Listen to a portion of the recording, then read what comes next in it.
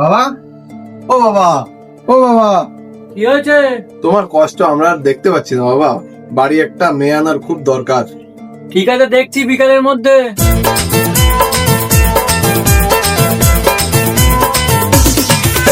ভাই, বাবাকে আজকে বলেই দিলাম, বাবা আমার জন্য মেয়ে খুঁজে আনবেই এবার। বাড়িতে তো বললাম, কিন্তু এই বয়সে মেয়ে পাবো কোথায়? ও তুই নারকেল নারকেল পাকা নারকেল নারকেল ভিতরে জলে ভরা। এই ছেলেরা বাইরে আয়। উপরে ছোবড়া শুধু ভিতর সাথে ভরা। উপরে ছোবড়া শুধু। এটা কি? তোদের নতুন মা।